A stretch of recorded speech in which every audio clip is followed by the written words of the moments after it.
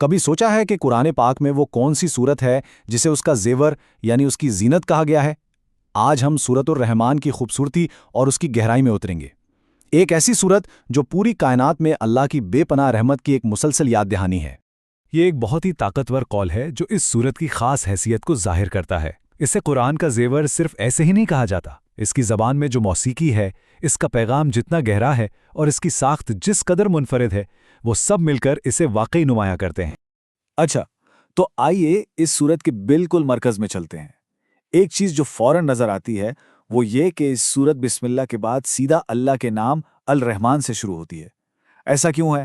اس لیے کہ آگے آنے والی ہر آیت، ہر نشانی اور ہر انعام دراصل اللہ کی اسی بے پناہ رحمت کا ایک عکس ہے۔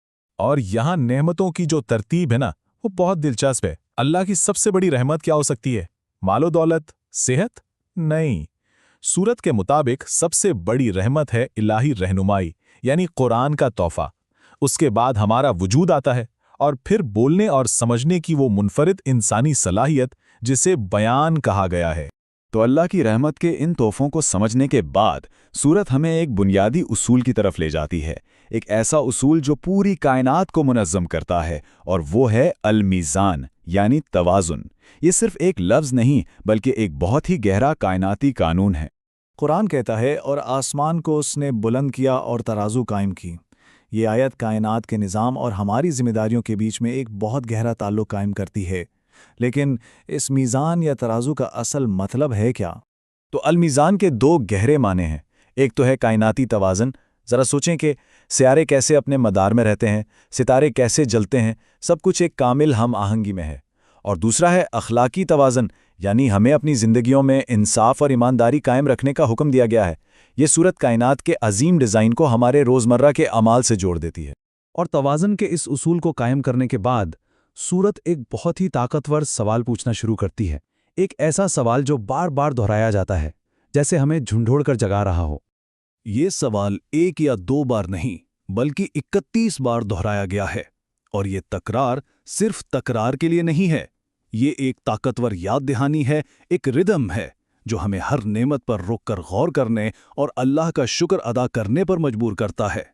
اور یہ ہے وہ سوال، فَبِأَيِّ آلَاءِ رَبِّكُمَا تُكَذِّبَانِ، تو تم اپنے رب کی کون کون سی نعمتوں کو جھٹلاؤ گے؟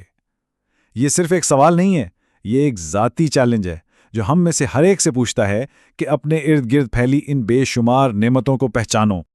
اور دلچسپ بات یہ ہے کہ یہ سوال صرف انسانوں سے نہیں پوچھا جا رہا، یہ انسانوں اور جنات دونوں سے مخاطب ہے، یعنی وہ دو مخلوقات جنہیں آزاد مرضی دی گئی ہے اور جنہیں اپنے اعمال کا جواب دینا ہے۔ تو اللہ کی نعمتوں کو ماننے یا انکار کرنے کا نتیجہ کیا نکلتا ہے؟ سورت کا اختتام ہمیں اسی حتمی جواب کی طرف لے جاتا ہے، ایک ایسی جگہ جہاں رحمت اور انصاف آپس میں ملتے ہیں۔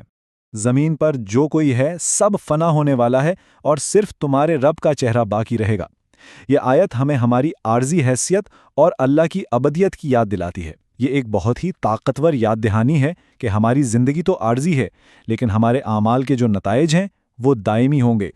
اور آخر میں دو ہی راستے ہیں، شکر گزاروں کے لیے جنت کا انعام جس کی خوبصورتی کو درختوں اور ہریالی سے بیان کیا گیا، اور انکار کرنے والوں کے لیے جہنم کی سزا جس کی علامت آگ ہے۔